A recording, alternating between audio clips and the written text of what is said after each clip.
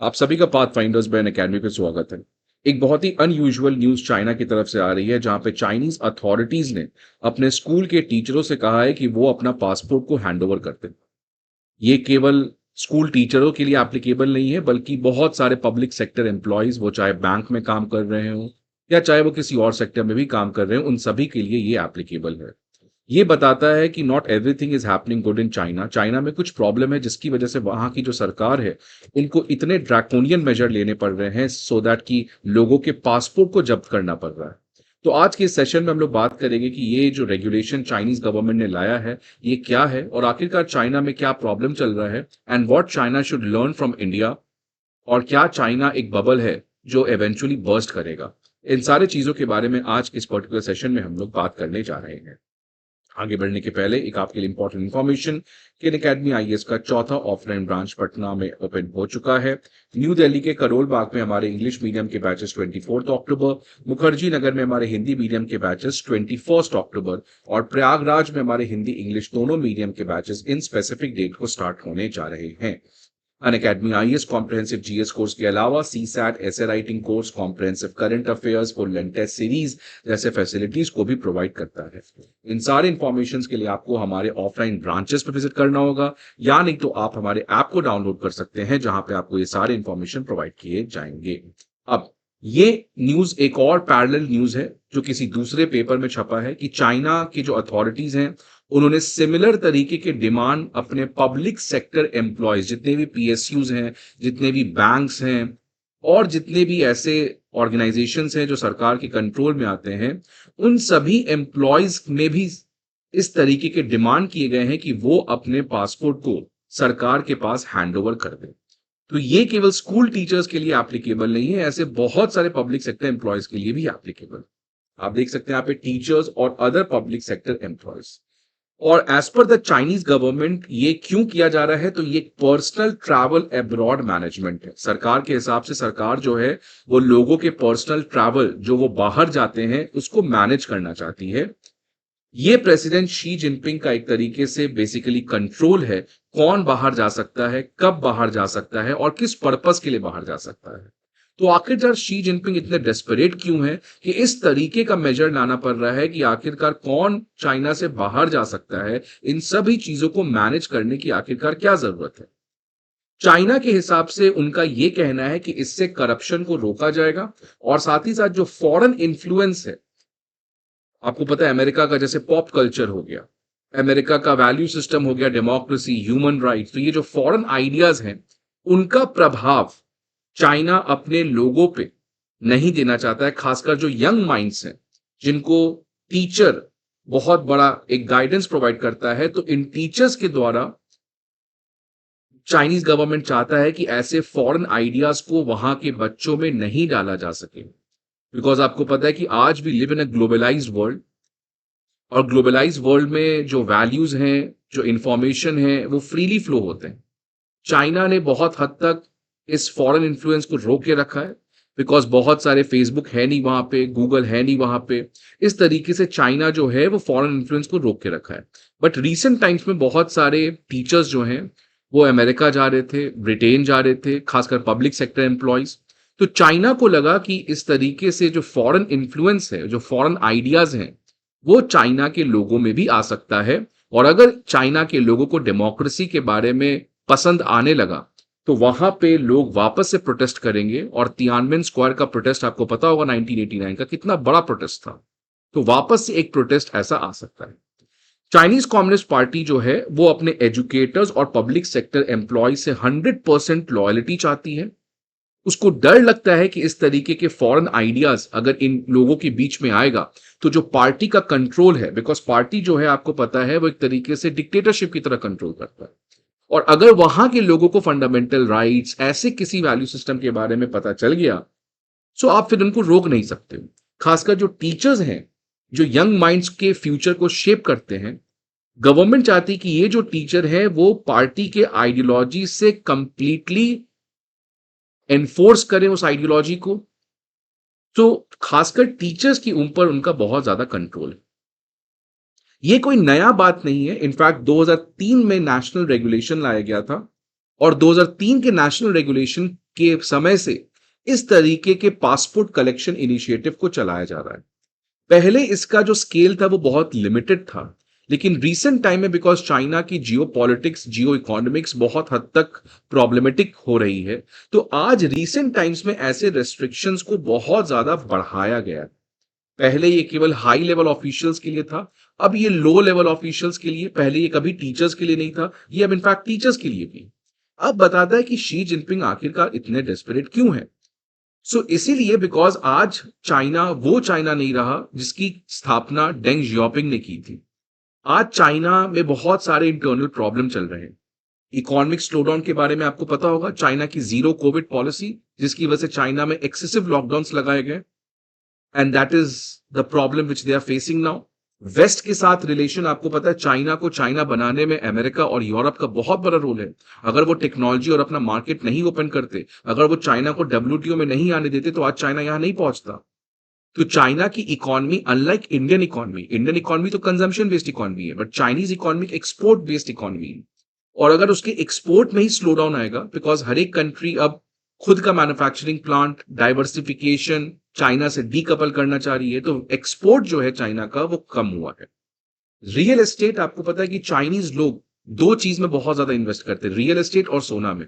तो real estate में एक समय बूम आया था, बहुत सारे घर बनाए गए, बट आज चाइना के लोगों के पास पैसा नहीं कि वो घर खरीद सके। ज़ॉम्बी घर है बट कोई रहने वाला नहीं है। तो रियल एस्टेट बहुत बड़े क्राइसिस से गुजर रहा है।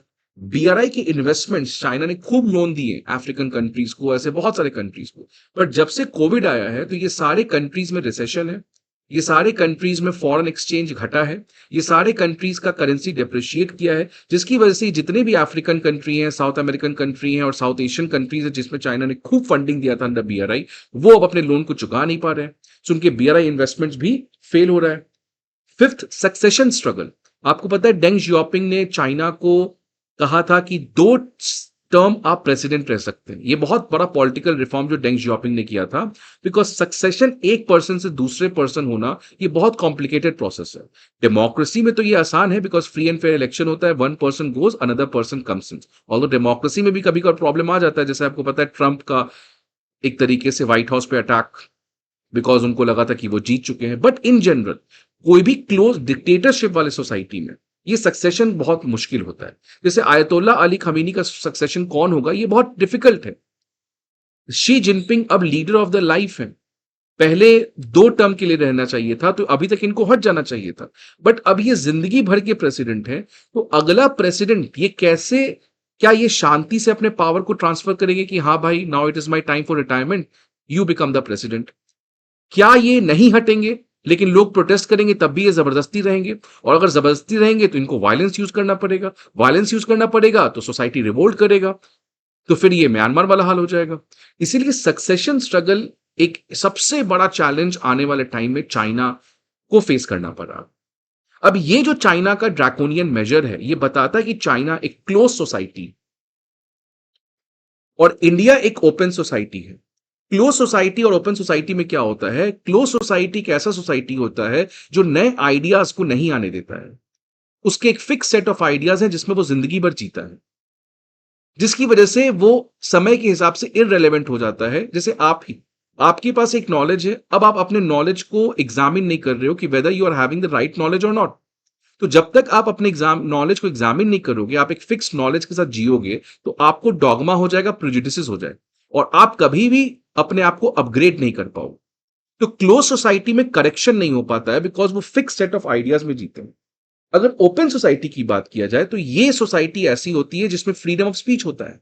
अच्छा, I am saying X, you are saying Y, if I am wrong then आपकी आइडिया सही है। इससे क्या होता है कि corrective steps can be taken at the right time. इसलिए ओपन सोसाइटी लॉन्ग टर्म में हमेशा आगे बढ़ता है। क्लोज सोसाइटी शॉर्ट टर्म में आप जीत सकते हो, बट लॉन्ग टर्म में you are bound to fail, because आपने करेक्शन का मौका नहीं दिया। प्रॉब्लम बनते गया, अचानक फूटा। जैसे चाइना को हम कहते हैं प्रेशर कुकर सिंड्रोम। अगर आपको मान लीजिए आज रूलिंग पार्टी से गुस्सा है, आप क्या करिएगा? चुनाव में जाइएगा, वोट करिएगा, उस पार्टी को हटा दीजिएगा, आपने अपने गुस्से को रिलीज कर दिया। बट चाइना में अगर आपको गुस्सा है तो आप क्या कर लीजिएगा? क्या आप शी जिनपिंग को हटा दीजिएगा? क्या आप शी जिनपिंग को क्रिटिसाइज कर पाइएगा? नहीं कर पाइएगा। तो आपका जो गुस्सा है वो एक्यूमुलेट हो रहा है लाइक अ प्रेशर कुकर। और वो इतना ज्यादा एक समय बढ़ जाएगा कि आप फूट जाओगे। अब आपको रोकना मुश्किल है, बिकॉज आपका गुस्सा 10 साल 15 साल से एक्यूमुलेट हो रहा है। तो जिस तरीके से प्रेशर कुकर में आप सीटी नहीं निकालोगे तो वो फट जाएगा, वैसे ही चाइना के साथ प्रॉब्लम है कि कब तक शी जिनपिंग इस तरीके से कंट्रोल रखेंगे। अभी तक तो चाइना की सही समय थी, नो प्रॉब्लम, चाइना का बहुत ग्रोथ हुआ, बट आज चाइना की ग्रोथ स्टैग्नेंट हो चुका है। आज लोगों को इनइक्वालिटी का प्रॉब्लम है, आज लोगों को फैमिली लाइफ का प्रॉब्लम है, बहुत सारे प्रॉब्लम्स हैं। और अगर लोगों को आप मौका नहीं दोगे अपने एंगर को रिलीज करना, अपने आइडियाज को कहना, तो कैसे प्रॉब्लम हो जाएगा। तो इसीलिए चाइना ने जिस तरीके के मेजर लिए हैं कि आप फॉरेन आइडियाज को मत आने दो, ये मत आने दो, मतलब चाइना को लगता है कि उसका आइडिया सही है, know that is the best idea. अगर आपका आइडिया सही है तो आप क्यों किसी को रोक रहे हो जाने के लिए। लोग जाएंगे, देखेंगे कि हाँ अमेरिका की आइडिया तो फालतू है, चाइना की आइडिया ज्यादा अच्छी है। तो आप रोक रहे हो, मतलब आपको लगता है कि आपकी आइडिया इररिलेवेंट हो जाएगी बिकॉज ऑफ अमेरिकन आइडिया, मतलब आपको अपने आइडिया पे श्योर नहीं है, राइट। तो यही डिफरेंस होता है क्लोज सोसाइटी और ओपन सोसाइटी में। और ओपन सोसाइटी का बेस्ट एग्जांपल आप देख सकते हैं ये Menaka Gandhi versus Union of India, कि किस तरीके से मेनका गांधी के जब पासपोर्ट को छीन लिया गया था सरकार के द्वारा, जिसकी वजह से वो बाहर नहीं जा पा रही थी, ये केस पहुंचा ऑनरेबल सुप्रीम कोर्ट के पास, और सुप्रीम कोर्ट ने Menaka Gandhi versus Union of India में कितना बढ़िया इंटरप्रिटेशन दिया आर्टिकल 21 का, that right to life and personal liberty जो आर्टिकल 21 में है, it can not be taken away by a procedure established by law, but it can be taken by a due process of law. Right to life does not mean a mere animal-like life. Right to life means a life worth living. Personal liberty को आपको maximum sense में देखना चाहिए था। बताइए कि अगर हम क्लोज सोसाइटी होते, हम रिफॉर्म्स को नहीं होने देते, तो क्या आज इंडिया की कॉन्स्टिट्यूशन, आज इंडिया की डेमोक्रेसी बचती? नहीं बचती। इसीलिए इंडिया का और ऐसे ओपन सोसाइटीज का फायदा क्या है कि कुछ गलतियां सरकार करती है, फिर हम करेक्टिव स्टेप्स लेते हैं। इलेक्ट्रल बॉन्ड आया, सुप्रीम कोर्ट ने खारिज कर दिया। So we do mistakes, we learn from mistakes, we move ahead. China इस तरीके से लोगों को कंट्रोल करेगा, कब तक कंट्रोल करोगे आप? How can you control them, right? So इस तरीके के मेजर्स चाइना के लिए आने वाले टाइम में एक बहुत खराब चीज हो सकते हैं। इसलिए कहा जाता है कि China is a bubble which can burst any soon. आप बताइए कोई भी डिक्टेटर कंट्री, कम्युनिस्ट कंट्री क्या लॉन्ग टर्म में सक्सीड की है? कोई भी कंट्री आप देख ले, रशिया देख ले, वेनेजुला देख ले, क्यूबा देख ले, कोई भी कंट्री। अमेरिका कब से एक ग्लोबल पावर रही है, ब्रिटेन कितने सालों से पावर रही है, अभी भी उसकी इकॉनमी बहुत बड़ी है। सो बात सिंपल ये है कि अगर आप इस तरीके से क्लोज सोसाइटी में जियोगे, लोगों का एंगर नहीं होने दोगे, करेक्टिव स्टेप्स नहीं रखोगे, चेक्स एंड बैलेंसेस को इंश्योर नहीं करोगे, क्योंकि चाइना का जो गोल्डन पीरियड था वो खत्म हो चुका है, डबल डिजिट वाला ग्रोथ खत्म हो गया, अब तो 5% से ग्रो कर रहा है। तो आने वाले टाइम में अगर चाइना रिफॉर्म्स नहीं करेगा तो फिर चाइना की वही हाल होगी जो बाकी कंट्रीज, कम्युनिस्ट कंट्रीज की हुई है। आपका क्या ओपिनियन है, आप जरूर बताएं कि क्या चाइना की ये मेजर, इस तरीके की बहुत सारे चाइना मेजर कर रहा है, क्या चाइना को इन्हीं वजहों से आने वाले टाइम में लॉस होगा, या चाइना सही कर रहा है फॉरेन आइडियाज को इस तरीके से रोकने का। So please let me know your view in the comment box. अगर आपको वीडियो अच्छा लगे तो लाइक करिएगा। See you again in the next video, till then goodbye, take care and best wishes.